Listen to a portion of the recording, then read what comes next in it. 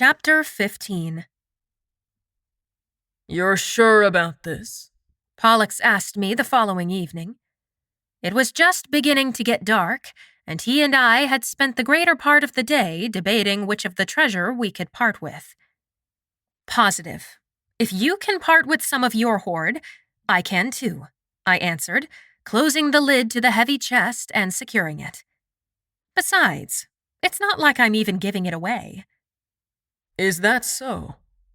"Well, if the kingdom is like my hoard, then I'm simply relocating my treasure to a different part of my hoard. I haven't lost it at all." He laughed. "Spoken like a true dragon." There. I gave the trunk a final pat and climbed up to straddle Pollux's back. That should hold. My wardrobe had provided me with black leggings and a simple black tunic, perfect for our task, and I had my hair braided tightly around my head, so I was able to pull the hood up to hide my blonde curls. The outfit even had a black mask so I could conceal my face. So this must be what bandits felt like, secretive and powerful. The moonless night was perfect for the reverse robbing we had in mind. Pollux would soar through the air almost as silently as an owl, and close to whichever home he had in mind, then point me in the right direction. It was my task to sneak over, collect whatever was on their offering altar, and leave something else in its place. It was a rush each time I crept toward a darkened house, squinting around in the starlight to ensure I would remain hidden. Even if I was spotted, the black of my clothing and my face being concealed would hide my identity. Each time I dropped a pouch of gold coins on an altar, I was struck again by the irony that I was doing more for my people as a supposedly imprisoned outcast than I ever had done for them as a princess. One of the roads Pollux landed near looked strangely familiar, but at first I couldn't remember why. I stared at the dilapidated building ahead, barely visible in the inky sky. The moon's presence wouldn't have made any difference. The heavy clouds smothered the stars. Pollux could have flown directly overhead, and no one would be any the wiser in the suffocating darkness. With a sudden flash, I recalled the scene, which looked so different in the darkness and absent of the hollowed faces of the children staring out at me as the royal carriage had trundled past the day Father made the unilateral decision to give me to whomever would kill Pollux. If any establishment was in need of gold, it was this one. Pollux had wandered off to deposit more treasure somewhere else, and creeping up on the orphanage was much easier than putting on a show for the knights and princes who flocked to the tower, disheartening though it was. The shabby shutters swung sadly in the breeze, and from somewhere within the orphanage, an infant let out a wail. I crouched beside empty crates stacked beside the kitchen door, staying low enough to the ground that I would blend in with the shadows, and clutching the leather pouch of coins in my gloved hand. I stared in through the cracked window, where a woman with dark circles under her eyes entered a room, then emerged a few moments later, rocking a baby back and forth in her arms.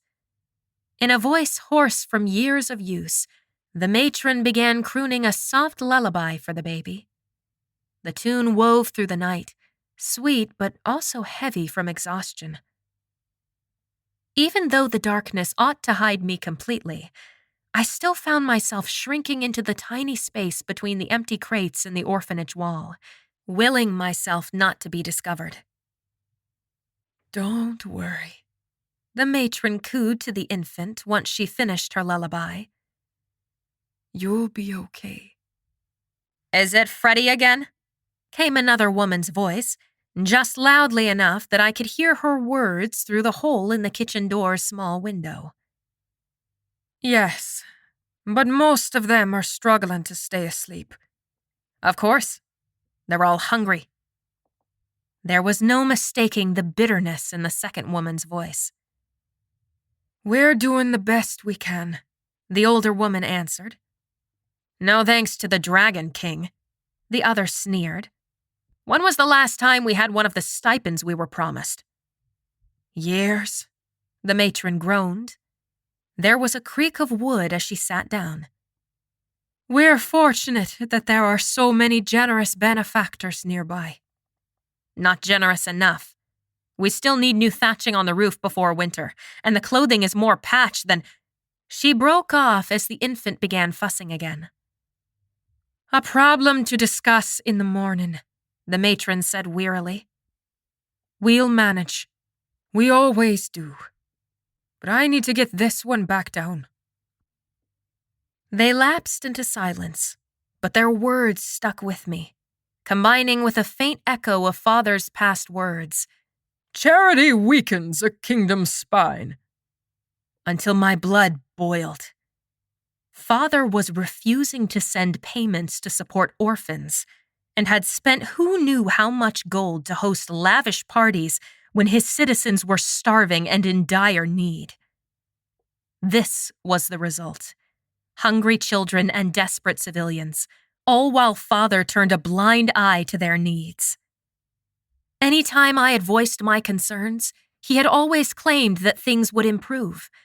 And until this very moment, I hadn't known how dire a situation people were in. I'd never been so glad to have left.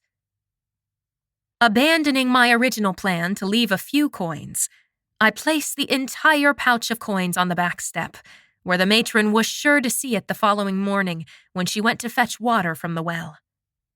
There was another creak from inside the orphanage, and I froze, terrified of being discovered. The faint candlelight in the window was snuffed out, and footsteps faded down the hall. Perhaps the matron was finally putting the infant back to bed. I managed to breathe again. It was all Father's fault. No, I was partially to blame for not doing more to help them. I could have fought harder to have my voice heard. I had some power, even if not all of it. I simply hadn't known how bad the situation was. I crept back toward the cover of the forest, hating how apathetic I'd been toward my people for the majority of my life. So that's where you are. I nearly leapt out of my skin as Pollux's deep voice rumbled through the darkness. "By George, Pollux!" I yelped. His mouth fell open. There's no need for language like that, he scolded me. "Shh, we'll be caught!" I pressed a hand against my chest to calm my frantically beating heart. "We need to get out of here." We took off into the night. Pollux flew toward the tower, but I tugged the reins to veer him to the left. "Can I stay with you again tonight?" I couldn't be alone again. Of course. He instantly turned and soared back to the cave. I lapsed into silence, unable to tear my mind away from the orphanage. You've been very quiet, Pollux told me when we landed. Are you upset with me for scaring you? It was unintentional. I slid off his back and entered the cave, unsure of what to do with myself. I crossed and uncrossed my arms and shifted my weight from side to side, trying to find a good spot to look at so I didn't have to make eye contact. I don't know how you were able to be so quiet when you were creeping up on me, but no, I'm not upset with you. Then what is it? Did you think I would be upset about you giving away your treasure? It's yours. That's the nature of having a hoard. You get to do whatever you want with it. Griffin's warning rang in my ears. If Pollux said I could do whatever I wanted with my hoard, that was all well and fine. But what would happen if Pollux wanted to do whatever he wanted with me? What would happen if I displeased him, or if he got bored of me? You said you wanted to be here with me, but you don't want to confide in me. There was a thin veil of pain in his voice. I don't want you to laugh at me. I won't. Why don't you start by telling me what you were doing? I was giving money to an orphanage. Once I started talking, I couldn't stop. My father was supposed to be sending money to help them, but he hasn't been, and now there are children going hungry, and he doesn't even care. If he doesn't even care about that, what else has he been neglecting that I don't even know about? He's probably glad that I'm gone, now that I'm not there to challenge him. But if I'm not there, how are things ever going to improve for anyone? Maybe he was right and I should get married. Eventually, the kingdom would pass to me, and father would be done with damaging it. I drew a deep, shuddering breath. There are people who are suffering, and the best I can do is give them gold I've swindled from other royalty who are just as stingy and cold-hearted as my father. What if I'm just like him? The weight of the question pressed on my chest as heavily as if Pollux had sat on it. What if I'm just as tyrannical as my father? Do you want me to listen, or do you want me to answer? Pollux's head lowered so he was almost eye to eye with me. I slumped to the ground. I don't know. I don't know what I want. What if Pollux answered that he thought I was indeed just like my father? I didn't think I could stand the shame of it.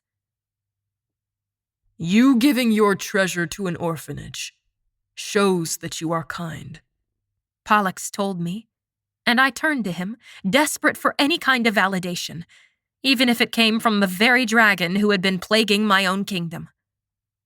You aren't a tyrant, and you aren't a monster. You want what is best for your people, and I admire you for it. I stared at him, hoping his words were true. You've been a good friend to me, Pollux went on. Even though you're just a paltry human. I let out a shaky laugh. You need to work on your compliments. Dragons don't need compliments. Humans do. I thought you said you take care of your horde. I do. Then if I'm part of your horde, you should be mindful of my feelings. Pollux curled up in his usual spot and opened his wing invitingly so I could lie against him. Very well. I will do my best to ensure that you feel better. I stretched out under Pollux's wing, but found it impossible to bask in the warmth like usual. What about the children in the orphanage? Were they warm enough? Would they be cared for?